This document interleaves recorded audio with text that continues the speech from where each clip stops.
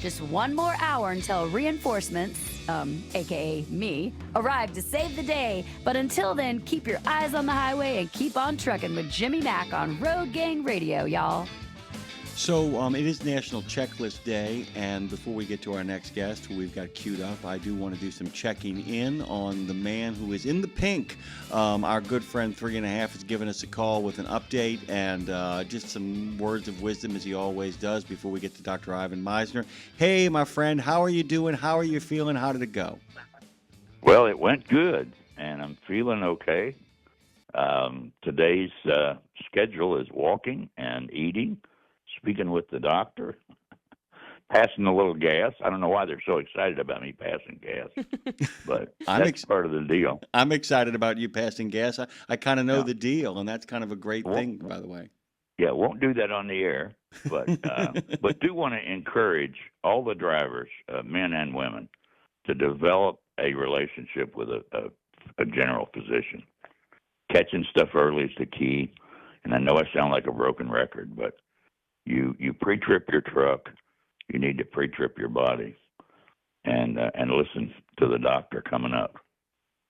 I let that land because I'm looking at Madison now. Madison, we're going to take a note. This happened at 8:01. We're going to actually clip that out, and along with the good reverends, Mondays, Tuesdays, Wednesdays, Thursdays, and Fridays, we might drop that in between commercials. You can be a broken record on that as much as you like. There's so many of our friends out there who still don't seem to get it.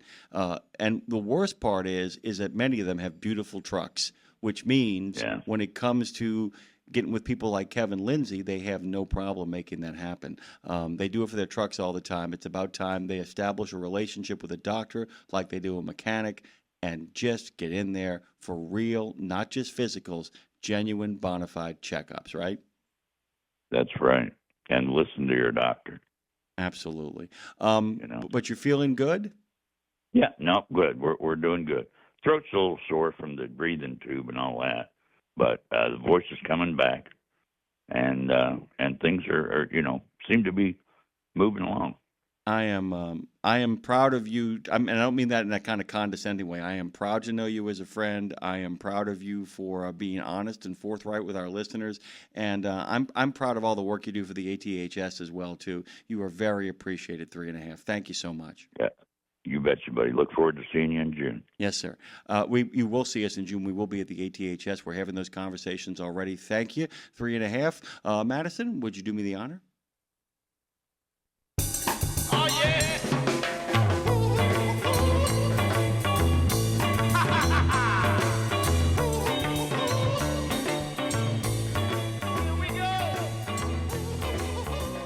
Dr. Ivan Misner is a New York Times bestselling author with a PhD in organizational behavior. By the way, it's National Checklist Day. I'm sure he's got some thoughts about that. He's trained countless professionals in strategic networking and has interviewed with national media, as you guys know, CNBC, The Today Show, CBS News, SHRM, Business Insider, Entrepreneur, and so much more.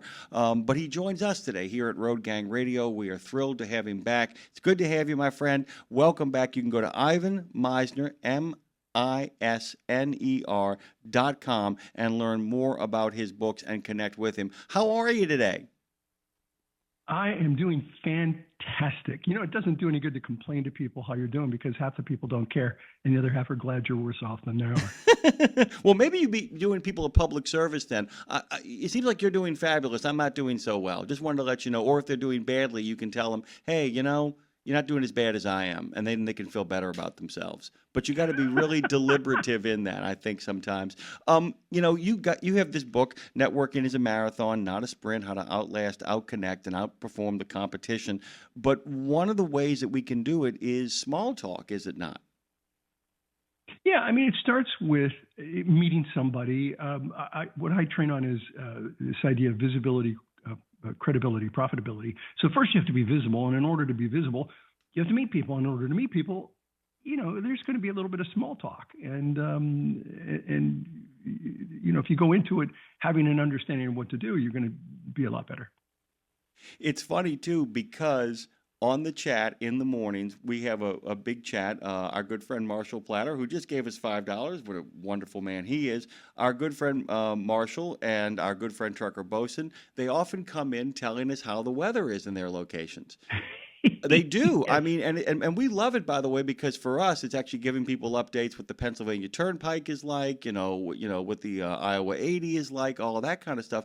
But weather, it's as simple as weather sometimes in regards to small talk. And there are people who hate small talk, but it's almost like warming up for a real conversation, isn't it? Yeah, it is. Talking about the weather's okay if you don't stay there longer than the forecast. Right? Weather can be a runway, but it shouldn't be the flight. You can pivot quickly. You can say, it's really been hot. How are you keeping cool? Are you doing any fun projects indoors? And suddenly you've gone from meteorologist to a meaningful conversationalist. Apologies to any meteorologists you may have there. Well, the thing is, though, a meteorologist, though, that the small talk actually, the small talk for a meteorologist isn't the weather, and a meteorologist often will only talk about the weather if you ask them specific questions, and then they can kind of get into their area of expertise. But the idea is that there's a couple of tell signs that you can actually track. You can get a sense of, where a conversation is going by how the small talk starts. Can you kind of give us, tips for reading people in small talk and how to make your small talk transitional, like you just said, as opposed to a stuck area? Yeah. So your small talk is being evaluated really the moment you say hello, and it happens faster than a sneeze in a cat cafe. People form a first impression within the first 7 to 10 seconds. So the tone of your greeting, your eye contact, even how you say the other person's name, all send a message. And you should say the other person's name. You should repeat it when you're talking to them. And so it's really, are you present or are you just physically in the room while your mind's still parking the car? Small talk doesn't have to be shallow. It's a bridge to meaningful conversation. And there are topics that signal that you're nervous, and there are topics that signal confidence. Topics that signal that you're nervous are things like apologizing for yourself. I'm not really good at networking, or I'm not a fan of networking events, or oversharing personal issues. Oh my goodness, I've had people overshare. It's like, this is way too much information, but they do it.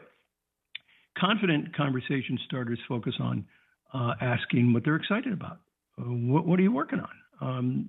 Reacting positively to something that they've shared. Compliment something specific, not generic.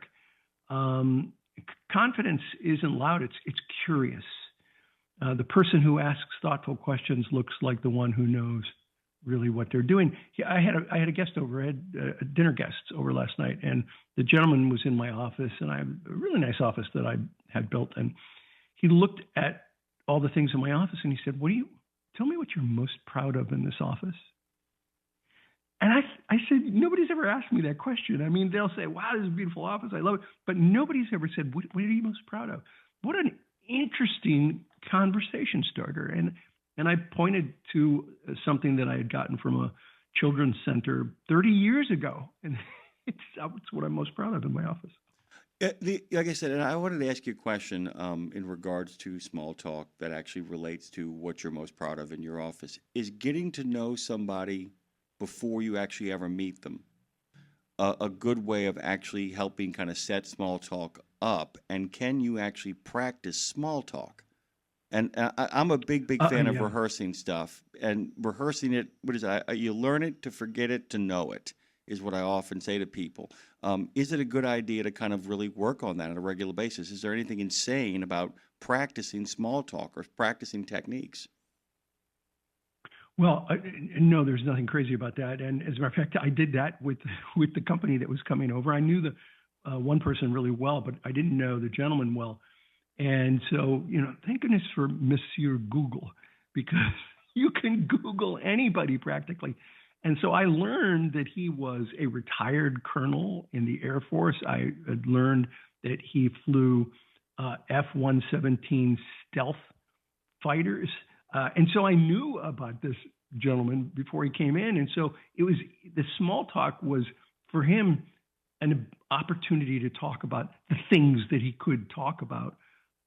Here's one thing I learned in the opening small talk with him, talking about the stealth fighter, that the original stealth fighters, not the 117s, but the original stealth fighters were in total radio silence. They could not contact each other on radio at all, because that meant an antenna had to come out and they could be seen. So I didn't know that about the stealth fighters. And you find out really interesting things about people when you work small talk, when you work what you know about them into the small talk. It's interesting, by the way, just to kind of show you how my brain works. You brought up the stealth technology, and I instantly, if I'd been in a conversation after kind of digging into all of that, one thing I didn't know about stealth technology, I found out recently in going back and watching Zero Dark 30 about the raid on Osama bin Laden's compound. I wasn't aware that the two helicopters they used had never been used before, and the program was almost scrapped by the Pentagon, but they were wrapped in the same technology that actually created stealth fighters. And I didn't know that, which meant they ran extremely heavy, but they also ran silent. And what caused the accident, the first one, was they both were so heavy that the pilots weren't used to using them. Which is why they then insisted on having a second chopper there, because they had to have a backup plan in case things went sideways. And I'm doing all of this, by the way, Dr. Misner, to show people how literally, if you're actually listening to people as opposed to waiting to interrupt, that's a big thing too, because you talked about being curious, that you need to really listen to people. And it seems to me, and I'd love your answer to this, that sometimes you shouldn't know what you are going to say beyond what you're initially going to say, because you want to leave yourself open to listening and responding in the moment. It's almost like a high wire act engaging in small talk to some degree, right? Yeah, you want to have a few things in your mind to say, to open up. But then what's really important is to follow the tree limbs of the discussion, because they're going to branch off in one direction or another. And you want to go on that branch and continue to ask other questions along that line, which I did with him, which in my case was, there was one case where they broke silence.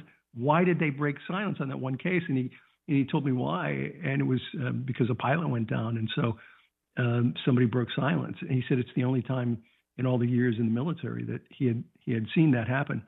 And I was like, okay, that makes sense to me. And so you're right. If you're curious, you learn things. You learn sometimes really interesting things from people. And so small talk is it's a way of opening a door versus slamming it shut. So it opens doors for conversations. A good networker has 2 ears and 1 mouth, and uses both proportionately. And we teach that in the organization I founded, BNI. We teach that. 2 ears and 1 mouth. Be curious. What is, okay. A good networker, by the way, is like you, an interviewer.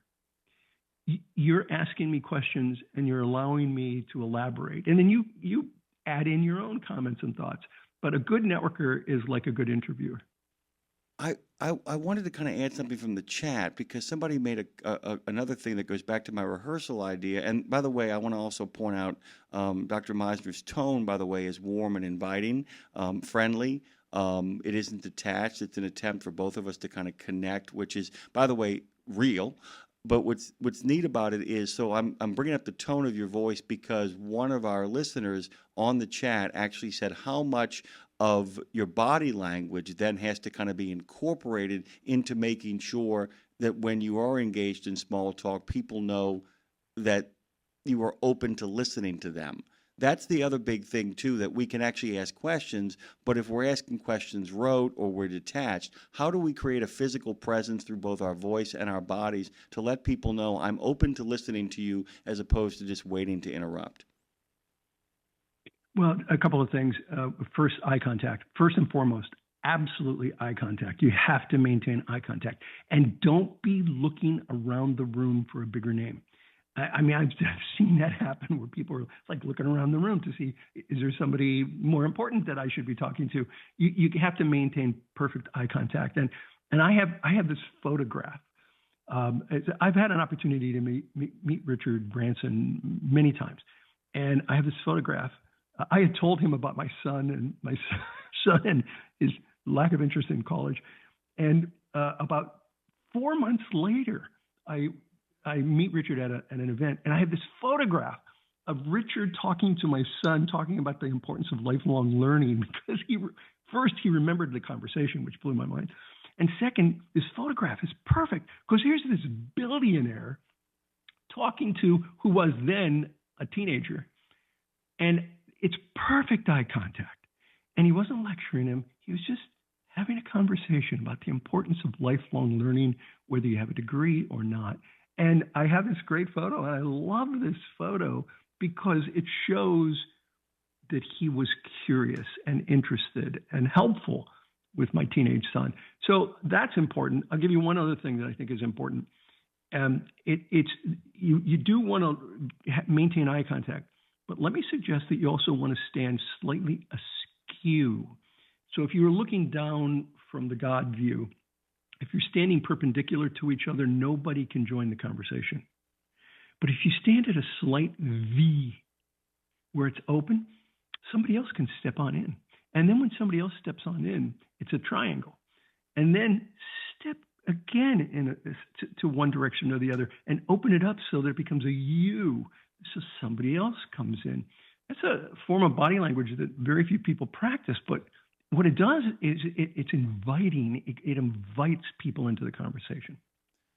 One of the things I have noticed too with occasionally that eye contact is that what you're telling people, and I'm going to get to the slightly askew thing as well too, because you actually set off two thoughts in my mind that actually sets up a story about John Kennedy, is that you want to make sure, and I'm asking this as a question, you want to make sure that the person in the room thinks that they're the only person in the room in regards to the times that they are talking, right? I mean, you want to make sure that the person feels like that they are the most important part of this moment. It really is creating a sense of there's no place to get to, there's no place to be. You mentioned not looking around the room, not scoping out the better opportunity, that even the smallest of players in the game, a teenage boy who's got his whole life ahead of him but doesn't have any contacts, is the most important thing to your world at this very moment. That's the first kind of pillar of it, right? You want to create that sense of you're important and you deserve to be listened to, right?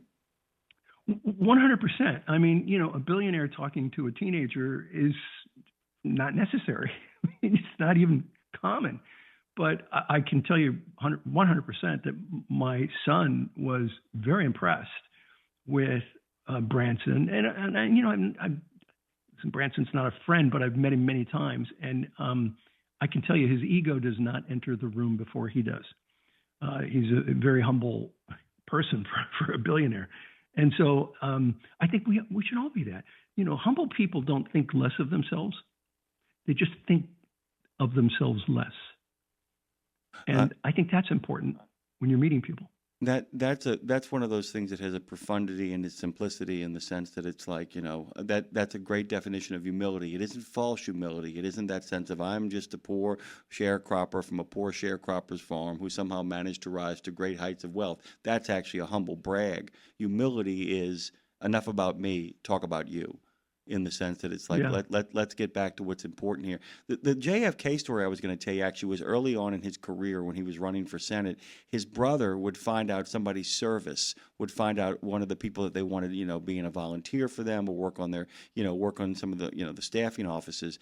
And they would go to parties and the man would be talking to his wife and John F. Kennedy would walk by and point at the husband but talk to the wife and he would know something about the man's service. And he says, I hope you know the man you're married to here, what a fine man he is. You've done very well for yourself.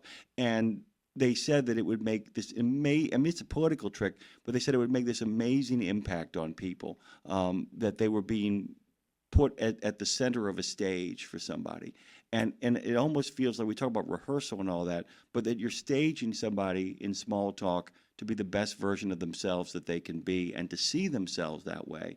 Because that's a gift you give people. I think when you do that, I think you're right. You give people a gift. I think if you can edify other people in front of, a spouse like you described, or a parent, I've done that a lot with B&I employees where I meet the parent and I say, your daughter is amazing at her job. She's really, really good. You should be really proud of her.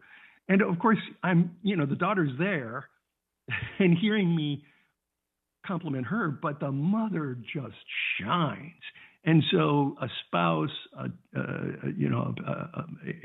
parent talking to them like that is definitely a door opener with in small talk. I was at a basketball game in high school, and there was one of the moms was sitting behind me, and I was talking, and I turned around, and she broke into this big smile, and she said, "I would know you anywhere." She said, "I was at high school at the same time your dad went here." And she said, "You are a spitting image." And she said, "If you're half as smart as your dad, we're all in a lot of trouble." And I remember going home and seeing my dad in an absolutely different light after that. I look back on that memory a lot of the time. And that often complimenting not even the person, but people the person is associated with becomes kind of a great networking thing, saying you're working with the right people. They picked the right person. I know your boss. He's a great guy. And if he picked you, I can see why he picked you. All of that kind of stuff really lands. It's got to be genuine, but it really does land. I mean, the idea of staging. It has to be genuine. Can I ask how old were you when she said that to you? 15 years old. Roughly. 15. I'm sorry? I was 15 years old. 15. I was 15. And you looked at your dad in a different light. Good for you. Something similar happened to me with my daughter, and her boss asked her, Misner, you wouldn't happen to be related to Ivan Misner, would you? And she said, "Oh, yeah, that's my dad." And she was in her 20s, early 20s. And she didn't, I was just dad. So she said, "Yeah, it's my dad." He said, "Oh, my goodness, he's your father? He runs a global organization." She said, "Yeah. Have you ever talked to him about how to scale a business?" "No." He said, "Here's a notepad. I want you to write down 10 things on how to grow a global company.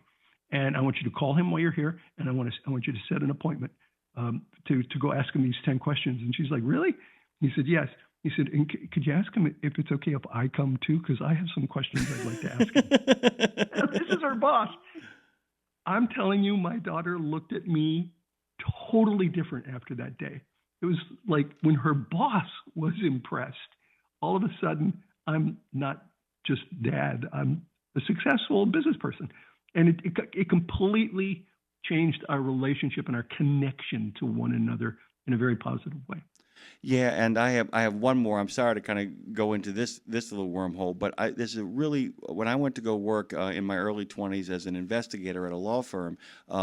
The first day on the job, one of the attorneys came down the hall and said, "You're John's son." I went, "Yeah." He goes, "Your dad is one of the smartest people I have ever met, and I just wanted to tell you that," and walked away. And that just landed. I mean, it's just like that. The way that lands is extraordinary.